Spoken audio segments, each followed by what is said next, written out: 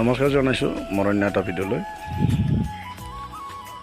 আজি এই টয়লেট বাথৰুমৰ ছিটবোৰ বহোৱা লগতে পাইপলাইনৰ কামখিনি গোটেইখিনি কৰা হৈছে।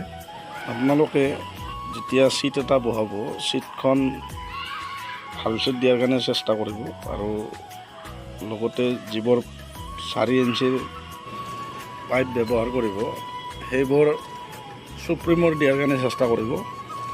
আৰু সুপ্ৰিমৰ পাইপ দিলে আপোনালোকৰ বেয়া হোৱাৰ কোনো চান্স নাথাকে, ফাটি যোৱাৰ। আৰু যদি আপোনালোকে এনেকুৱাকৈ টয়লেট বাথৰুম বনাব বিচাৰে মোক কমেণ্ট কৰি জনাব।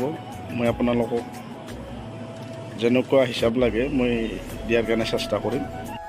আৰু আজিৰ ভিডিঅ'টো বহুত শ্বৰ্টকৈ বনাইছোঁ আৰু একেদিন ভিডিঅ' দিয়া নাই। সকলোৱে জানে দেশত কি চলি আছে, সেইবাবে আৰু মানে ভিডিঅ' দিবা ভাল লগা নাই।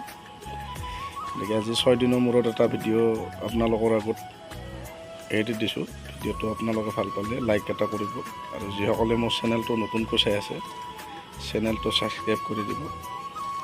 আৰু আগলৈ কিবা জানিবলগীয়া থাকিলে আপোনালোকে মোক কমেণ্টত জনাব। মই যিমানখিনি পাৰোঁ আপোনালোকক ৰিপ্লাই দিয়াৰ কাৰণে চেষ্টা কৰিম। আৰু মোৰ প্ৰায় 95% এই টয়লেট বাথৰুমৰ কাম শেষেই হৈছে। এতিয়া মই ছিট বহাই লৈছোঁ। অহাকালিলৈকে মই বাকীবোৰ কৰিম। আৰু আপোনালোকে দেখিছে এই পাইপলাইনৰ কামখিনি আমি কৰিলোঁ গোটেইখিনি আজি। আৰু এতিয়া আপোনালোকক মই অলপ দেখাই দিছোঁ ভিতৰত।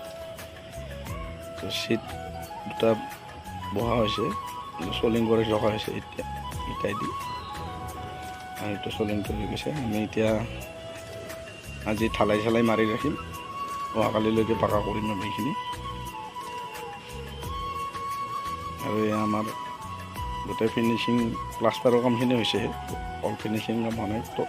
ফ্ল'ৰ বাকী আছে, ফ্ল'ৰখিনি হ'লে আৰু এই টয়লেট বাথৰুমৰ ক্লিয়াৰ হ'ব। ঘৰৰ কামখিনি গোটেই সম্পূৰ্ণ হৈছে। আৰু এতিয়া আপোনালোকক অলপ পাইপৰ কামখিনি দেখাই দিছোঁ। এইটো মই জ্বলাই পেলাই পাইপটো গলাই দিছোঁ, গলাই পেলাই মই সোমাইছোঁ। আৰু ধুনীয়াকৈ এইটো আঠা দি পেলাই মই পাইপবোৰ ভালকৈ লগাইছোঁ যাতে ভৱিষ্যতত লিকেজ নহয়। এইটো মই পানী মাৰি চাইছোঁ। আপোনালোকেও এনেকুৱাকৈ ছিট বহালে পানী মাৰি চাব, কাৰণ যেতিয়া ব্যৱহাৰ হ'ব এইটো আৰু কৰাৰ দিগদাৰ হয়, ভাল কৰিবৰ কাৰণে দিগদাৰ হৈ যায়। গতিকে আপোনালোকে বহাওঁতে ভালদৰে চেক কৰি ল'ব যাতে পিছত লিকেজ নহয়। আৰু আজিৰ ভিডিঅ'ত মোৰ ক'ব লগা ইমানেই। ধন্যবাদ।